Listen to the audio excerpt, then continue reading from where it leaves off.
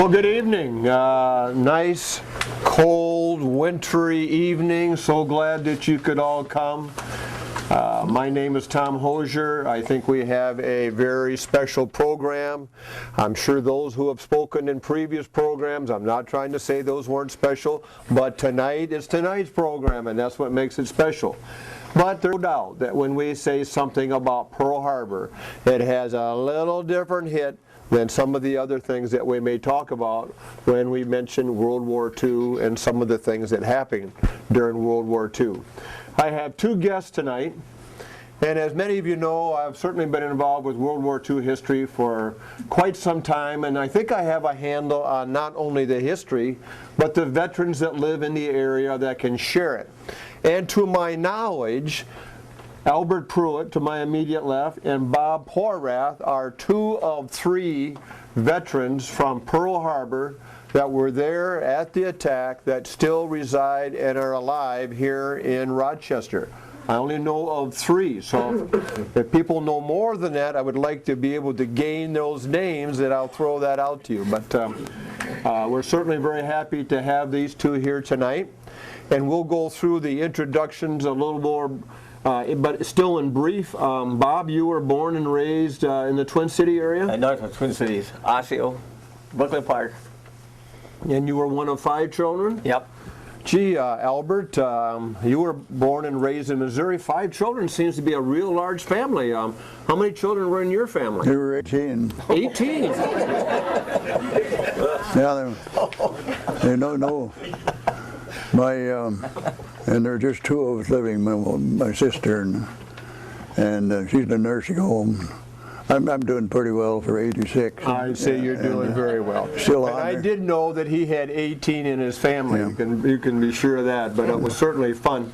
Say, by the way, this is being videotaped or photographed tonight with MLT Productions and Mike Pruett, who happens to be the son of Albert, and has done all of our World War II roundtables. And I know that he put together the history of the city of Rochester and is involved in activities and busier than he wants to be, and I'm very happy that he could come tonight and video this, and I'm sure that if you wanted to get a copy of this, or Al, if we decide we want to have at least one copy of what we've done for the church, that might be kind of fun too, so we can certainly talk about that. Well, we're here to talk about Pearl Harbor. And whenever I interviewed veterans, well over 60, my favorite question was, where were you when you heard about Pearl Harbor? Now that doesn't seem to be a good question to ask about these two. So I'm going to start out and say, what were you doing, how many years ago tonight? 65. 65 years ago tonight, December 6th. My hunch is the weather wasn't quite like we have around here today. So Albert, what were you doing 65 years ago? The night? Yes. The night before Pearl Harbor? Mm-hmm. Well, we went over to the submarine base, which is across the way when I had Liberty, and they had the Battle of Bands over there, and of course we had quite a party, but I had to be back the next day because I was in the Marines and aboard the USS Pennsylvania. So you had some duty the next day. I had duty, but then the next morning was when you want to know about the next morning? No, we're gonna have Bob tell us what he was doing the night before. Okay. But he has to censor it maybe just a little bit. Okay. You remember what you were doing on December 6th? That was our first Liberty we had. We went into town, and of course, first place we went to was the YMCA. Good boys, you know. And then we heard about. We didn't have a lot of money because our pigs had caught up with us. I got there on the 2nd of December, so our pay hadn't caught up with us.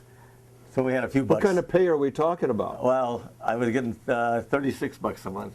And you're in the Navy. Yeah. Albert, you're in the Marines. I only got 21. Oh, Marines didn't rate as high. No, I was the second class. I was up one rate from his. Yeah. We say we got $21 a day, once a month.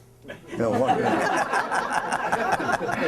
Yeah. but I was pretty lucky. What I did, I took my first paycheck was 6 weeks, and I joined Des Moines, Iowa, March 17th, 1941.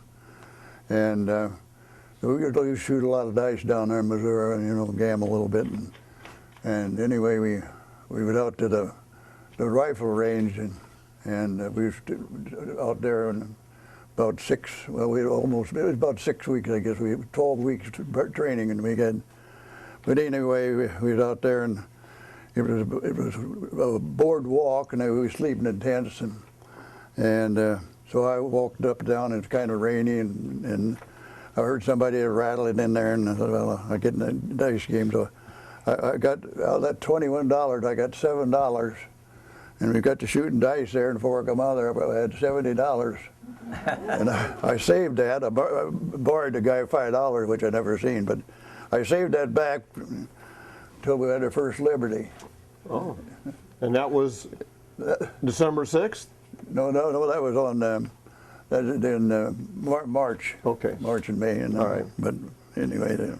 Now, for those of us that have studied a little bit of the history of Pearl Harbor, we know that the Japanese fleet was someplace in the Pacific, but nobody seems to know where in the United States.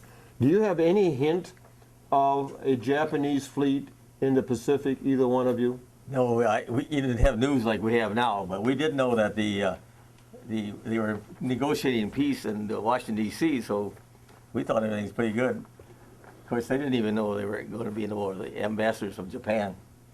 So we had no idea. So when we think that war, because we're looking at it in retrospect, war is imminent, that I think it was because they took us all in July of '41 and gave us tetanus shots, and they used to say they must have been left over from World War I. We all got real sick from it, arms swelled up and so forth. There was some reason they gave us tetanus shots, and so we kind of they thought something's coming about. So as you're in duty in Hawaii, nice place to be, especially in the wintertime, December, coming from Minnesota and Missouri, and you're not concerned that war is going to break out, that the Japanese are out there someplace. You're just enjoying life.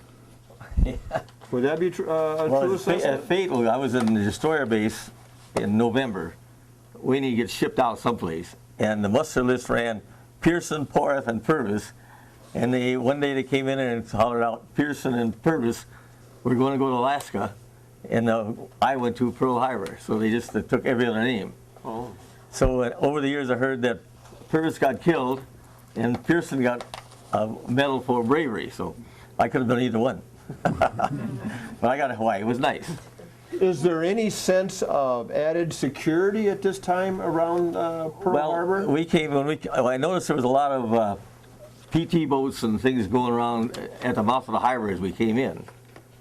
But other than that, I didn't know. Wasn't worried about it. Did you notice anything like that at all? No, we absolutely, because Pennsylvania was the flagship of the Pacific Fleet, and Admiral Kimmel he'd ride with us once in a while, and then whenever we'd dock, like at Pearl Harbor or San Francisco or someplace like that, he'd get off with his crew, but that Sunday morning he was out playing golf, and so he got a bad deal because he knew nothing at all, or General Short, they knew nothing at all. Well, they knew when they hit us because weekends everybody had liberty, everybody's on shore, and all the watertight compartments were not closed on the battleships. If they had been on any of the ships, it would have been more difficult to sink them. But everything was wide open. And the people had things like we had a little armory on down in our hangar, and the guy that had the key for it was in town. Now, we'll get to that when we talk about, we'll come back to that. Now, is this an original poster that you brought? Well, no, my son brought it to me, and I thought that's good. In the Navy, it was different from the Army. You went as an individual.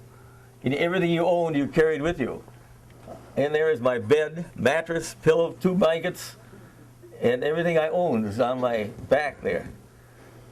Do you still have that? No, I lost my mattress and my pillow and my hammock, because our barracks was on the 2nd floor of the mess hall, and they were going up there grabbing things because they were using the mess hall for a hospital. Oh.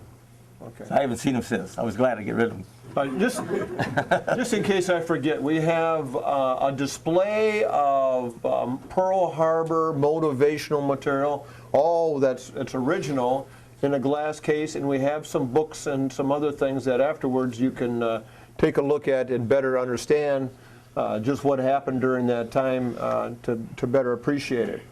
Well, let's go to the morning of December 7th, and you mentioned a hammock, but you weren't in a hammock that morning, right, Bob? The only time I slept in a hammock, thank goodness, was on the way over. We came over on the USS Henderson. We slept up on deck and in hammocks. All right, so you're stationed. You're in a bunk. Right. At the time of the attack. And too high. Where are you located? They all have maps here. Yep. Can you help us to identify? I think where it's you are? identified here on the second page as barracks. And we're overlooking the Californians right out in front of us there. And the attack came, they hit Hickam Field first and came over this way, and that woke us.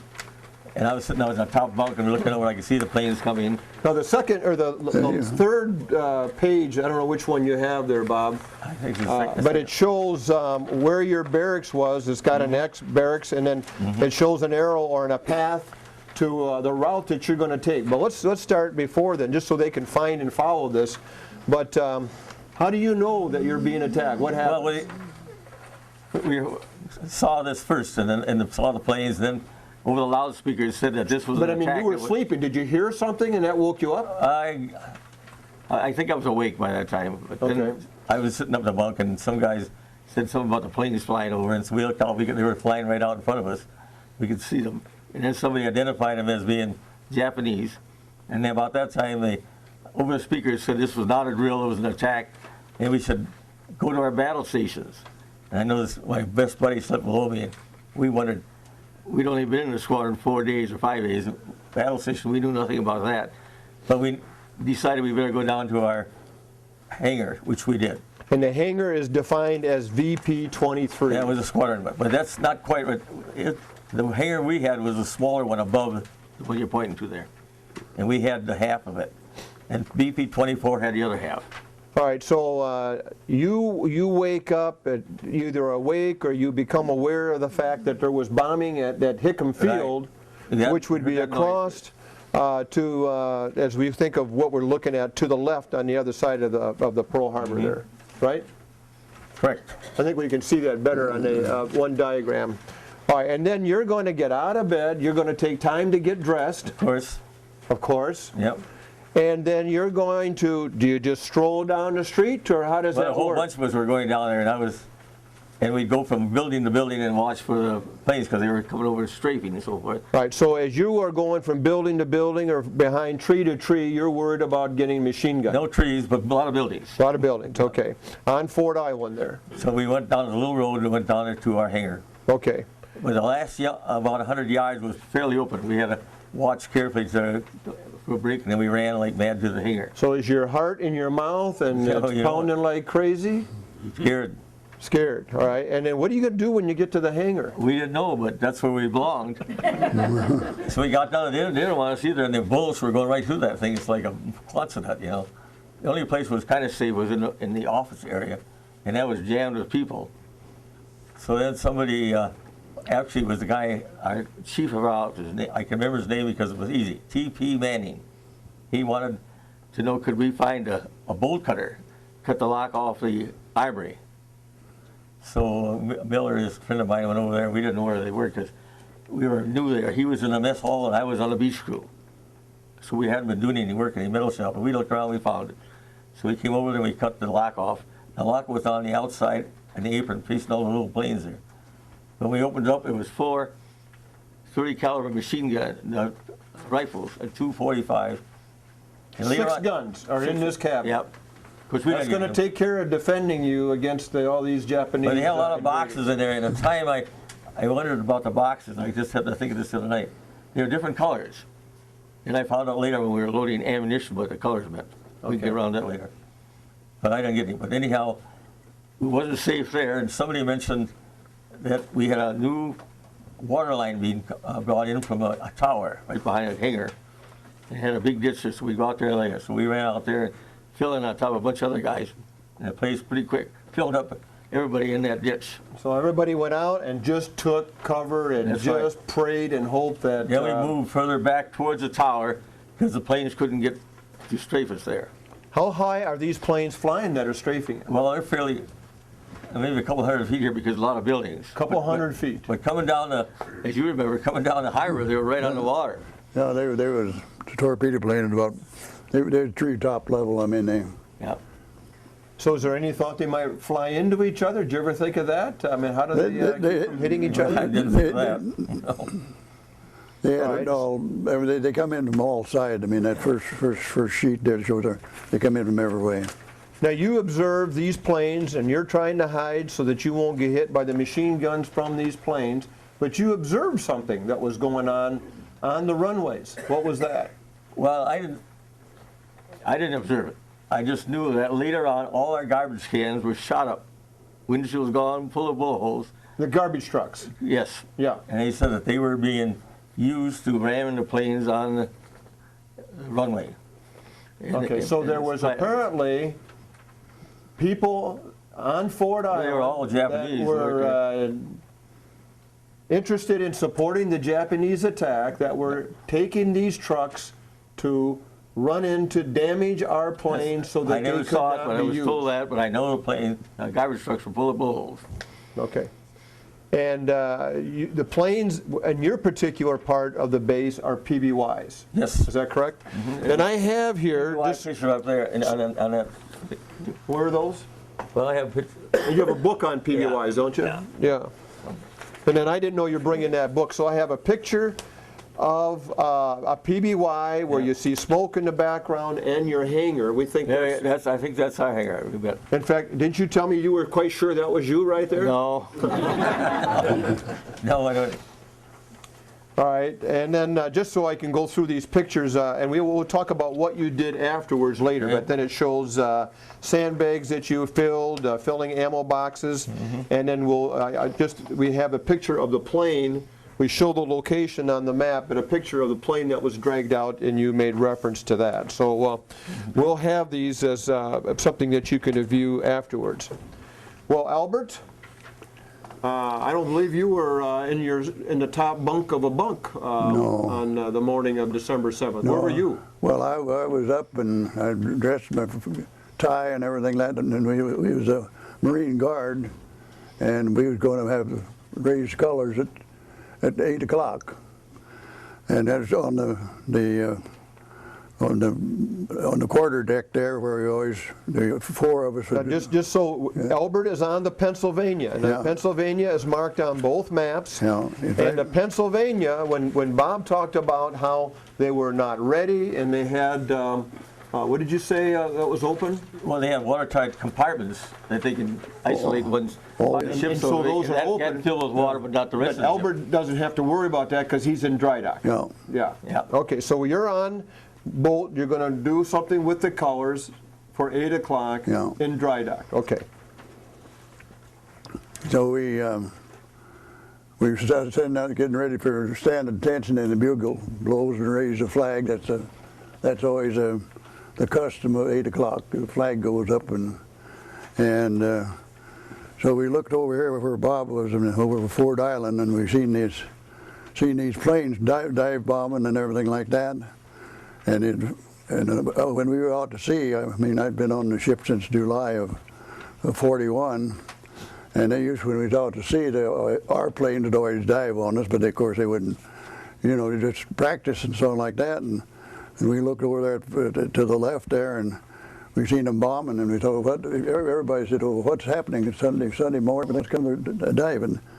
And about that time, we were over here on this side here, and about that time we seen a torpedo plane come in, and he was treetop level, and they had these torpedoes on skids, and then you can find that in all the books and so on like that you read up. And it went into the right behind us. It might have been aimed for us, but we had protection there.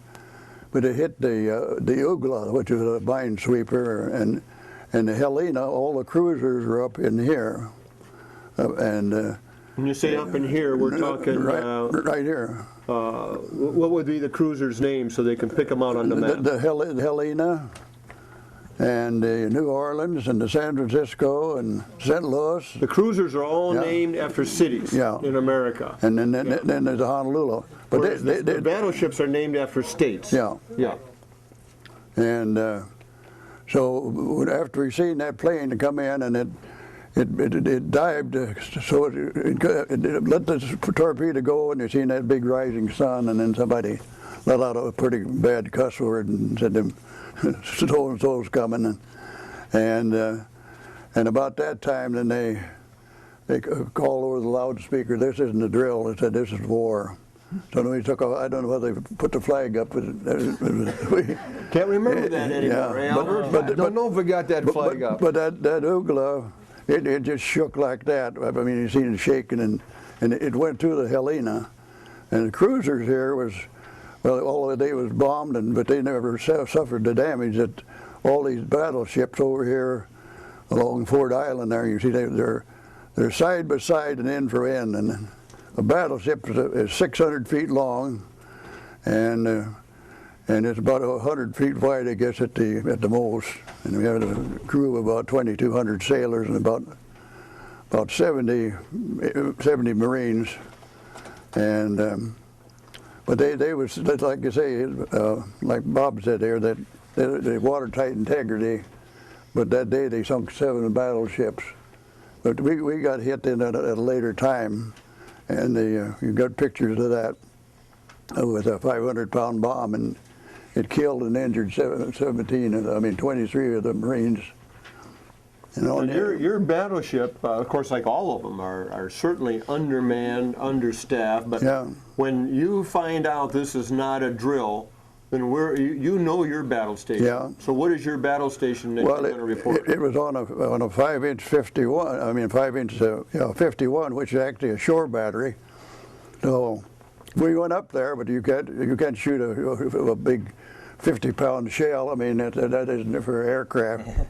And so they said, you guys go upside, and the other Marines they were on a 5-inch 51, so they went up and 5-inch 25, and they're smaller. They're well, they shoot about 25-pound shell, something like that. Mm-hmm. And but the machine guns really did the most damage. I mean, we supposedly we got credit for shooting down 3 planes, and as far as I know, there's only 29 planes, and the rest of them got back. And of course, sometimes it was 33, but most of them got back their ships.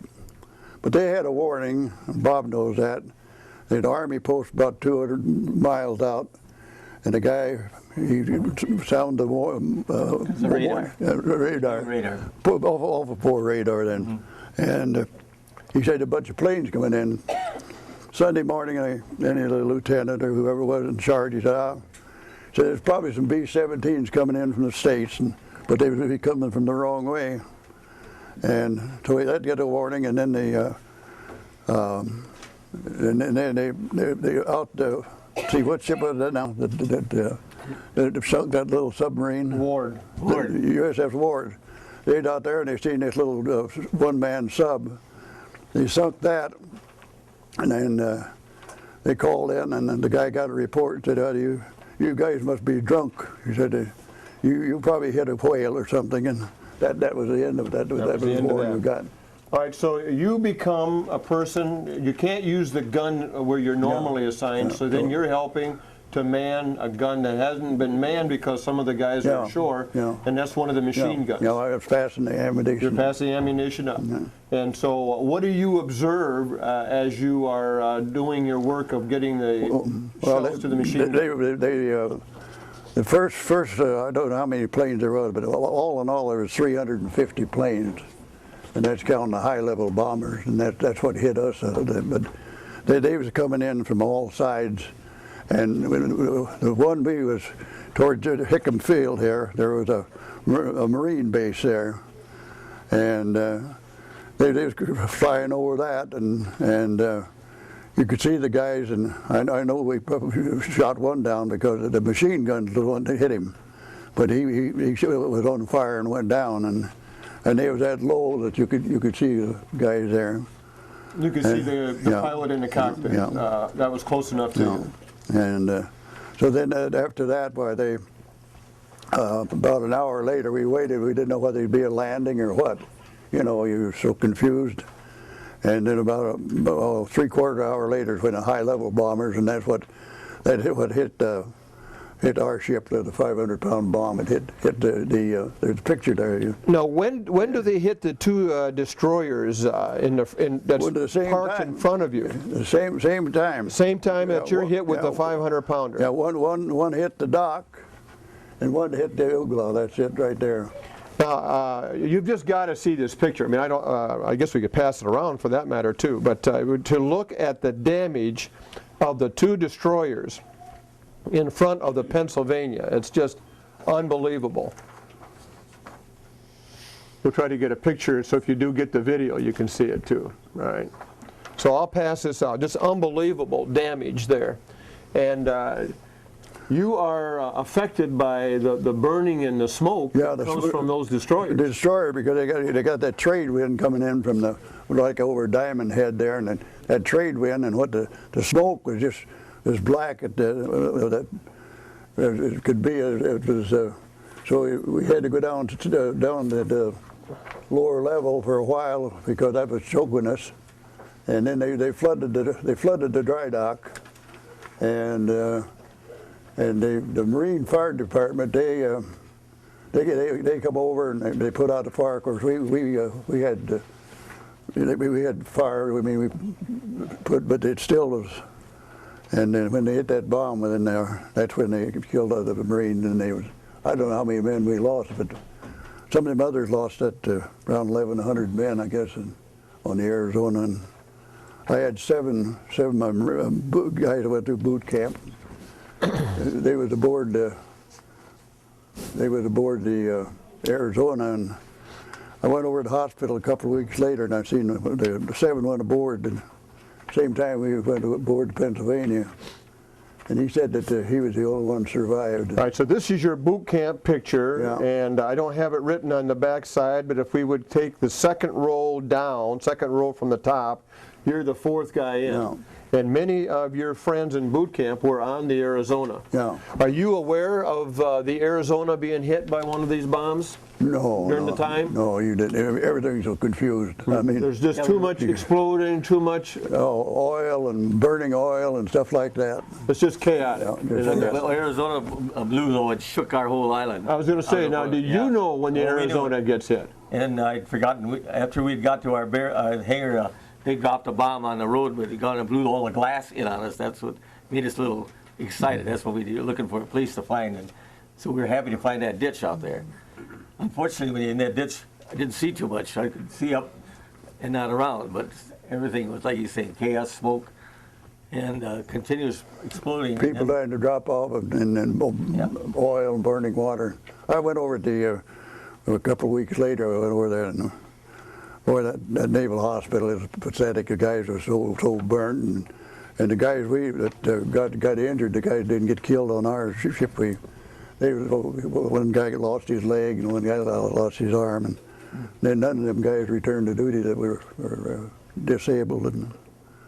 But then I stayed on another year and a half. I mean, I spent 2 years at sea, and then I got back shipped out back to Camp Pendleton, and I had a pretty good job there as a mess sergeant. Well, I would say so much an hour and all you can eat, right? Yeah, well, I was thinking, when I got discharged as a tech sergeant, I was 45, and I was making $114 a month, so it's a little different now. Well, Bob, going back to the Arizona, you don't know that the Arizona is the one that explodes with such a tremendous explosion, but you know that one battleship has obviously been hit, and or something's been hit. We're right, because there was quite an explosion. Then they blew up the one hangar way out next to the left-hand border here. That's the only one of our hangars got blown, but they got with boom, boom, boom. We couldn't see it, but we could see stuff fly up and shook the ground. And we'll pass those around too. I think it'll be easier for people to look at them as we go. That Talking one about the hangar completely that's burned up. Yeah. And they lost everything on that one. All right, now, while the action is occurring, you see the Oklahoma get hit and Yeah. or capsize. Well, How did I mean, that go again? I seen it. I went on that side. I was on the upside, and they sent me over to the other side before we got hit with a bomb. And I seen went over for a captain and went over to find him, and I didn't find him, and I was out of that same casemate where the guys got killed there, and I was looking for him, and then I seen that Oklahoma like a big whale rolling And I'm over. passing around this picture, and you can see the Oklahoma with the hull side up that he's describing looks like a big whale. Now, let's go back again. You're looking for the guys after that bomb had hit to see if you can help, or are you before the bomb was hit? No, it was before. Then I went back up to the station, and So it's a good thing you left that spot. yeah. Okay. All right. Do you remember anything about the Oklahoma other than when they tried to all write I it know up? about the Oklahoma is we got a cook into our outfit after the war, the battle. After the battle. And a couple of days later, and he was a little heavy, and he was a little goofy. He was down trapped in a compartment. It took him a day or two to get out of there. Yeah. And he would walk along, and he'd stop, and he'd bump into it, and he'd say, "Boy, was that close." Well, evidently they found a porthole he could get out, and he barely squeezed through it. So he was not eating. He's going to get thin because he was never going to get trapped like that again. But wasn't around for very long. They sent him back to the States because I think he was a little goofy. But he'd stop and say, Well, Bob, maybe you can help us a little bit. The battle is over. We'll jump ahead because we're talking about the Oklahoma. The battle is over. The Oklahoma is capsized. What kind of a problem do we have here now?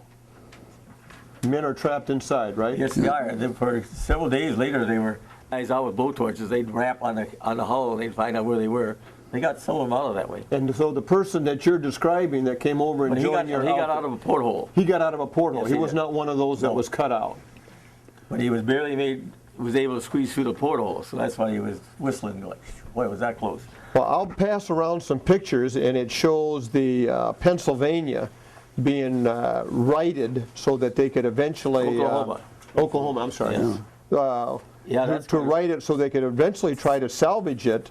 But the tragedy is, of course, before this actually gets righted, many of the men did get out. I don't remember exactly how many were out. 400, I think. 400. About 400 men were trapped in the Oklahoma, tapped.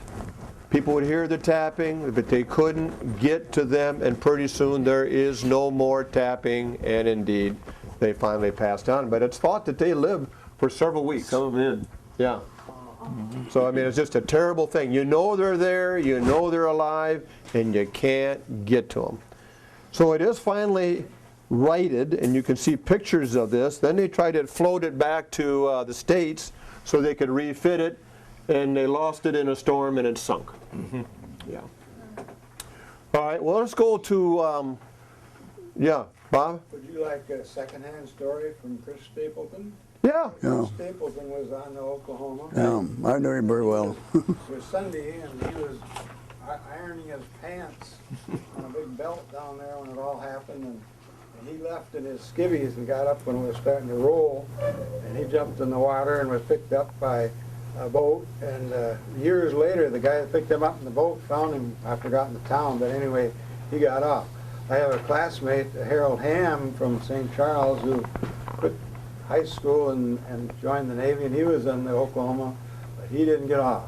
And when we were there a couple of years ago, I took a picture of his. They had pictures of everybody on the Oklahoma that didn't get off, and I took that picture and sent it to his sister in St. Charles. But anyway, Chris just died the last day of October this year. He was a longtime member of this church. Yeah, we used to meet a lot. Chris was a really good guy. I worked in the school system there with him, and then we used to have a Pearl Harbor survivors. But now, southern Minnesota, there used to be about 35 or 40 of us, and then now there's no place I don't hear a thing from them. I get the Pearl grant. Back to Navarre, Florida, Yeah. a year ago just now, the school system and everybody honored him, and I have a bunch of pictures of that. That was Pearl Harbor Day last year, and he just passed away. Steve, were you going to make a comment? Two things I think about the Oklahoma. I think, if I'm right, according to Dad, said that the Oklahoma was going to be taken back to the States for salvage, not for refitting. I think they were gonna salvage it out, weren't they, Dad? Yeah. They weren't gonna refit it or. Oh, okay. Yeah, so they take it back for iron and. And the other thing too is, if I'm not also mistaken, on the Oklahoma, they were trying to cut the guys out with torches, but they were killing the men by using the torches to create, I suppose, carbon monoxide or impurities in there. So they ended up, I imagine, trying to find the place where the boiler or the steel plate was thin enough. That's where they did cutting, I think, with saws, if I'm not mistaken, to try and get guys out so they, wouldn't. But that's what I heard. Of course, on the Arizona too, I don't know whether they got many. The thing is, That was blowing apart. Most of them died on that. The thing is, what the Arizona got, they got right down to the. When it hit the magazine. Hit the magazine right down to the chimney. Lucky, Yeah. All right, now, there were two separate attacks by the Japanese. There was a thought that they would attack a third time, but the Japanese decided not to do that. But of course, you guys don't know that. So after we have a lull, no more planes, smoke, fire, chaos, what happens then, Bob? What do you do? I went back to the hangar to see what we can do, and they put us out loading. I found out where those boxes were. We pulled those out, and I don't know where all the ammo came from, but they got a lot of it. And we had to load them into clips so they could feed them through the machine guns. And he went by colors. He had incendiary, take it back, armor-piercing, anti-personnel, incendiary, and tracer. Tracer. And a tracer is like a Roman candle. You shoot that up, and that's what they didn't use the sights too much. You just put those Roman candles out there, and they're going behind the plane and move forward, so you get on it. So you know if you. So they were different colors. So it was red, blue, green, yellow. So that's how we loaded them in the clips. So what is the story now on the salvage plane, that Japanese plane that you? Well, I was on a beach crew, and I can explain that a little bit. A beach crew, the planes we had then were not amphibious. They were seaplanes. They had to land on the water, take off the water. After the Midway battle, we got amphibious ones with wheels on them. So I was in a crew that would go in the water, take the wheels off, and when the plane came back, we had to go back in the water and put the wheels back on. And so since I was a crew, they had a little boat called a ship, called a Mary Ann. I think every salvage ship was called that. Came down, and they had sighted right off of it'd be to the borderline from that V and the VP-23. They had determined there was a plane down there. So we went down there, since we were in the water all the time anyhow, we had assisted in getting things ready so they pull it out. So you pulled this Japanese out of the water, Japanese I plane. didn't see the thing there, but they told me that this guy had civilian clothes and University of Hawaii fingers on his hand now. Whether that was rumor or truth, I don't know, but that's how I was told. Well, many of the pilots, John Weiss comes to mind, many of the pilots had identification that would give you the thought that they had been in the States and had received some sort of education, and then were back flying for the Japanese Air Force. We always thought maybe if they got shot down, they could just mingle with a populace and nobody know it. Well, and that certainly would make sense too at the Pearl Harbor attack, but in case of, not like with John Weiss, when he had the kamikaze hit on his destroyer, that guy wasn't going anyplace, but he still had American identification on him. All right. Yeah. Well, that's a different story. All right. What did you do? Well, speaking of ammunition, how many shots is it estimated that the Pennsylvania fired during this Pearl Harbor attack? Well, the machine gun, I know they said they fired 180,000 rounds. 180,000 shots or 180,000 rounds. And the other, on the 525s, I don't know how, but the one that was over towards, shooting towards Ford Island, the number one turret up there, 525, they shot so much that the barrel warped. And before we come back to the States to get fixed, we had to come back. We had the screws and everything off on our ship, and to get back for repair, we They went over in Nevada because it was beached. They went over in Nevada because it was beached, and they took that off and brought it over to the Pennsylvania, put it on that. But he's not telling you that all the damage in Honolulu was from our own shells. Yeah, They didn't bomb us, but our shells came down. That's 8 miles away. Yep. I was going to get to that. Sorry. To say, where did all those shells go that when they weren't hitting planes and they went over to Honolulu? And it's interesting, I'll just give a little side story. Jen and I were there several years ago, and we were on the Missouri, which is parked now right close to where the Arizona Memorial was. And as we were making our tour, we ran into a lady that it kind of looked like she could have been there during the Pearl Harbor attack. Not on the Missouri, of course, but she could have been there. And so I said, were you here during the Pearl Harbor attack? And she said, yes, I was. And I said, where were you? And she said, I was on the other side of Ford Island. And she said, we came out of my grandma's house. We were going to go to church. And we saw these planes go by, as the planes go by all the time, and I'm waving at them just like I do all the time. And she said, my grandmother saw that they were Japanese, and she couldn't get us in the house fast enough. And after we went in the house, then we found out, and then we started hearing the shooting.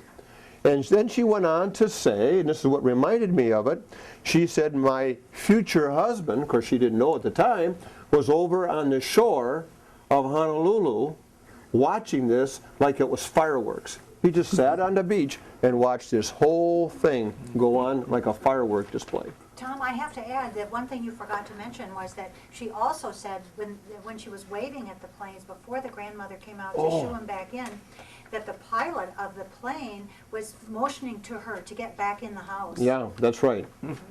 That they saw her and they were trying to get him back into more of a safe place, the Japanese pilot or co-pilot. Yeah, that's right.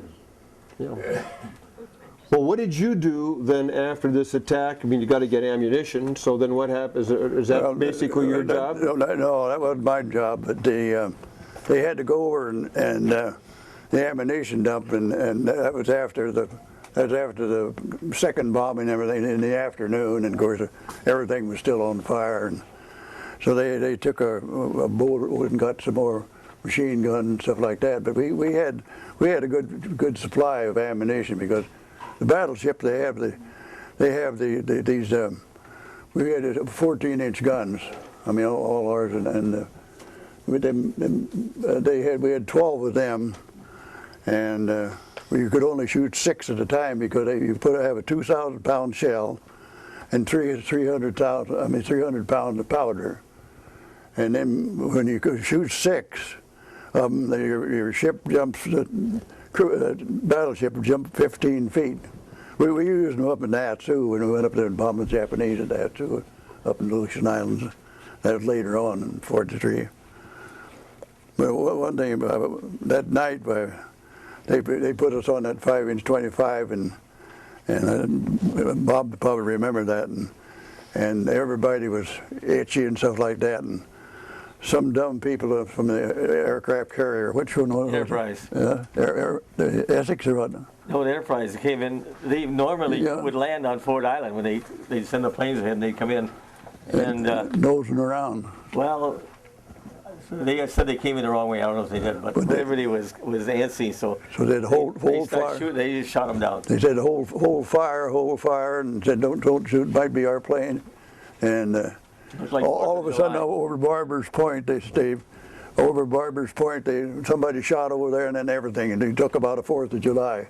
I've never seen one like that. Yeah. You remember that, don't So you? hold your fire, but somebody didn't hold their fire, and once the shooting began, everybody shot, and they're shooting at our planes from the Enterprise. Do you recall how many were shot down of our own We shot boys? 3 of them down. 3 of them were shot down. Two. You can understand the paranoia that you would be so just on alert, and how something like that might happen. But friendly fire certainly accounted for a lot of casualties, and it's one of the many tragedies. I think pilots all lived. I don't think they killed Oh, they did, okay.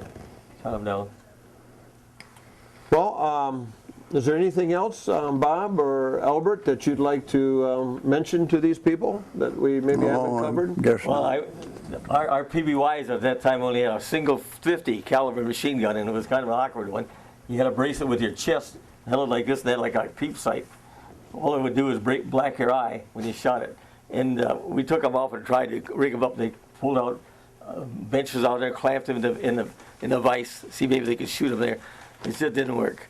But I don't know where they got some machine guns from other places where we put up in the revetments that worked pretty good.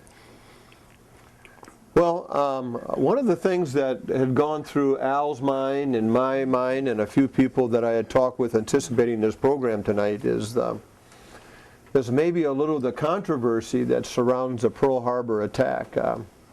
You know, we've heard of the book While America Slept. You know, did Roosevelt really know what was going on, but he didn't think it was going to be as bad as it was?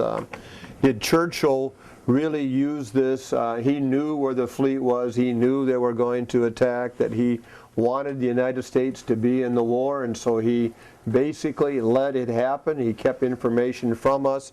These are all different scenarios that maybe allowed us to be kind of caught on a Sunday morning without the defense that could have been there. And in fact, I think both the commanding officer on land as well as with the Navy were both relieved of their command because they were accused of being negligent in their duty. But as we know, there's a lot of factors that are involved. One of them, we've already referred to it, is that radar people detected a high number of planes, but there was also a large number of planes coming from the United States at that time. Just happened to be that way.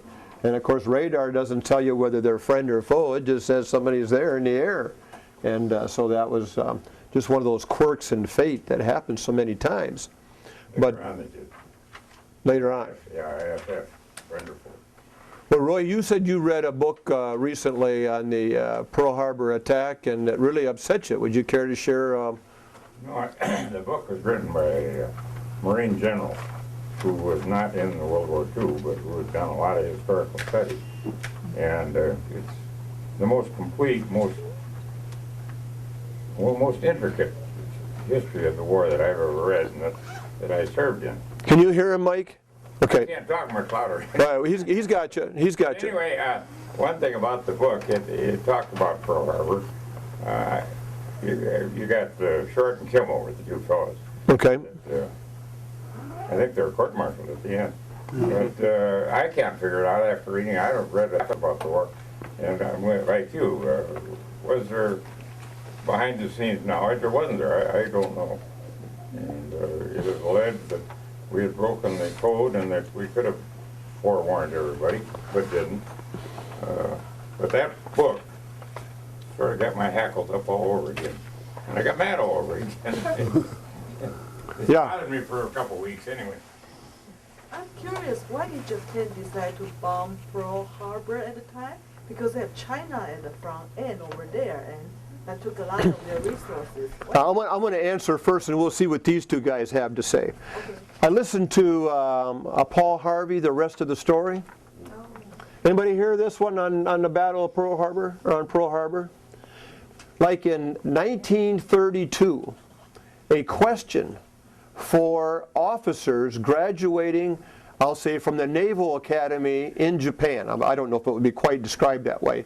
The question was, how would you attack Pearl Harbor? And so you had all these officers writing their answers based on the study and the training they had to run right on this final exam question. 1932. Now you know the rest of the story. All right, now, the answer that I will give on that is that the Japanese wanted to destroy the Pacific Fleet, and in particular, take out our carriers. And with all the information that they supposedly had on us, they somehow didn't get the idea that our carriers were not there. They did not get our carriers. Because if they had, then the whole effort in the Pacific would have been dramatically prolonged. Can I make one comment? Yeah. The carriers would have been in it, at least the Enterprise. But it ran into rough weather, and it couldn't make, they wanted to get in so everybody get liberty for Saturday night. The carrier could have made it, but the destroyer escorts were taking too big a beating. and they asked would they slow down and not come in till the next day. And that's why the Enterprise was saved. If they had gotten the Enterprise, in fact, the Utah is where they usually tied up, and the Japanese knew it was a target ship, but it looked like a carrier. So in the frenzy of the attack, they bombed and torpedoed the heck out of it and rolled it over. Maybe it was just a target ship, Right. yeah. But in that target ship, the Utah, we mentioned how many died in Oklahoma that couldn't get out. I think there were like 58 in the Utah Oh, sure. that also could not get right. out, and that became their permanent tomb. Yeah.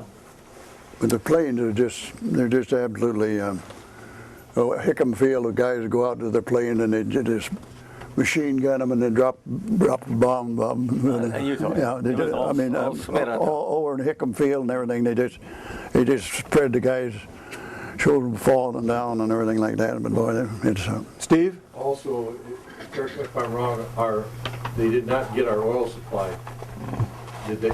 no.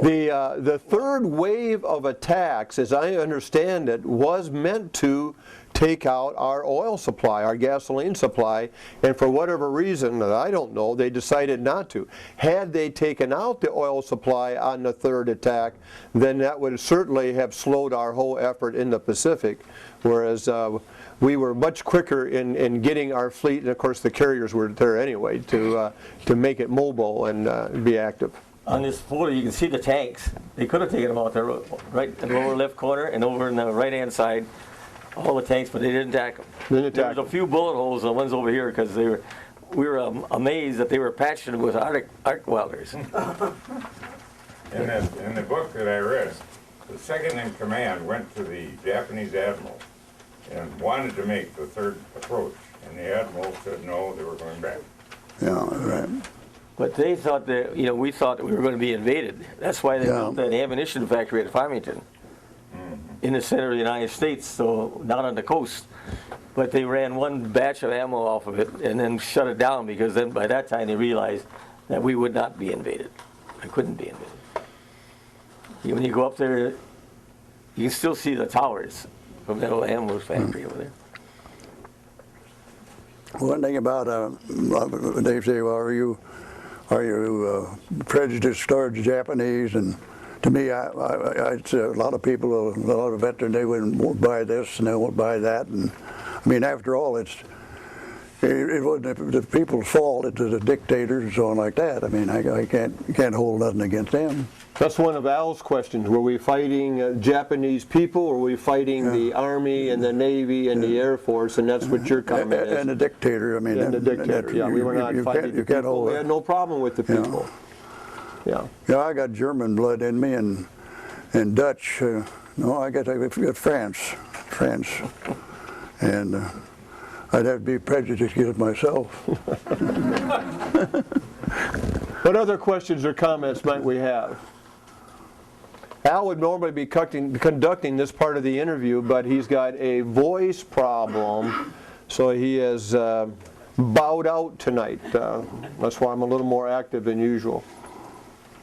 Yeah. The picture that went around with the writing of the Oklahoma, and they had all these massive derricks and cables. What were they using? Did you see? Were they winches or? I would assume. I often wondered how they did. I was happy to see that picture. How they did it was amazing. They must have been a lot of engines, a lot of hydraulic cables. They could wind the cable and so forth. What coordination they had to have, all to pull together. Yeah, it's amazing. Well, let me try here.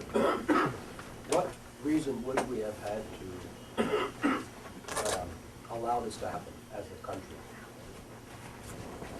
The question is, what reason would there be, not so much Churchill, I've kind of answered why Churchill might be interested in having it happen, not necessarily in the way that it happened, but getting us in the war in some way. But what would be other reasons why we would be willing to not be quite as defense-minded as we should have been, that could have prevented a lot of loss of life here? They had to get the American people involved and want to go to war, and this did it. This happened before. Remember the Maine? That started the Spanish-American War. And I think there was another ship, World War I. They sunk one of our Lusitania. ships. Lusitania. So it's just a matter of getting the people wanting to go to war. Up to this point, nobody wanted to, of course. And now they're all fired up. Let's go. You still have to remember that life was, should I say, it was a little bit cheaper back then, quite a bit cheaper. They threw numbers at things. Today we do it with equipment and machinery. Life was a little cheaper. It was, you know, they talk about I'm saying that, we lose 1 or 2 Marines, used to be 200 or 300 yeah, I in think, battles. Like you know, some of the battles in the Pacific, they lost thousands. 100 a day Yeah. get taken out. Yeah, when I joined the Marine Corps, there's 17,000 in the Marines, and then they got up to, well, I don't know how many hundreds of thousands. I don't know what they. In the back. During that, the 30s and up until World War II, there was an exceedingly strong active group in feeling in the country of America first and do not get involved with any foreign things. Now, we didn't know it, but we were already involved in the European War, but through presidential action, but we didn't know it, and Roosevelt and Power that he had to find some way of getting us into the war so that people, like that man said, would support it and overcome that strong attitude of America first. Well, again, what was going through Roosevelt's mind, or as you said, the powers to be, I guess we could speculate and research it. But I mentioned the Missouri. Someone correct me if I'm wrong. The keel for the Missouri, where the final truce, the war ended, VJ Day, on the decks of Missouri. The keel for the Missouri was laid before Pearl Harbor. Almost all of the fighting ships of World War II were laid before Pearl Harbor. Why were we doing that if we weren't going to go to war? Well, weren't we in production already? We had that Lend-Lease program with the British and the Russians. So we were in the production. So in that aspect of Lend-Lease, I can understand it, but I just think perhaps it was, we are knowing that at some point we're going to be in this war and we're not going to be totally unprepared. I mean, it took us several years before we could finally muster really an offensive effort in both the Pacific and in Europe. But even having said that, we were already getting ready before Pearl Harbor. Our guests, what were you thinking when the 9/11 events happened? What is your reaction to 9/11, and how would you relate that to Pearl Harbor? I hadn't thought about that, but it's same thing. We all got angry. Now we want to fight them. Before that, I never thought too much of the former bombings we had, but this one was quite a thing. In fact, I just cannot believe those things collapsing. And watch that. That was horrible. Any thoughts on that, Albert? No, I don't know what to think about that. Okay. It's a bad deal, all right. You know, it's a little bit different, I think, for Albert and Bob. They were there. You know, for those of us that were in the States, if we were in the States and it's Pearl Harbor, that's like being in the States and hearing about 9/11. How to react to it? Their reaction is they're fighting for their lives, and they're trying to find a place to hide so that they're going to live. I think it would be a little different for them than it would be for somebody else. And we didn't get a lot of news like we get now. No TV on the radios. I saw very few papers, so we didn't know really a lot what was going on. I did know that the ambassador over there, they were supposed to be negotiating for peace. That was about it. This map shows 5 airfields on this island. Did we get any planes in the air to try to mount some resistance at all? I think we got one plane in during the break. Our skipper came down there and he was not fully dressed and got the plane off. But So that's one plane off of Ford Field. I think we got a total 5 planes, I think. 3 to 5 planes were able to get up and launch some sort of defense against the attacking Japanese. But that's about all. I mean, the rest of them are. But movie, the Pearl Harbor, wasn't Pearl Harbor, the Toro Toro was a good movie, but the last one, that's kind of a love affair, and these guys, you know, they got up and became heroes, and you ever see that, Bob? Did you ever see that movie or not? Well, yeah, that's Hollywood. It's fiction. It more or less a love affair, and they become heroes, and well, I became a hero. I married a girl. I've been married 63 years, and I'm very happy with her. And I got 3 ornery boys, and there's 2 of them's here, and the other's home, and there's a happy couple right here. Pass that around now. I have my son back there too. Very proud of him. Oh, why don't you introduce them? I introduced Mike and Steve. Don, stand up. That's my son Don. Hi, Don. His mother was away. We got. I was out of the Navy, but she was in the Navy when we got married. I always tell everybody that we get all the looks from my dad because my mother still has hers.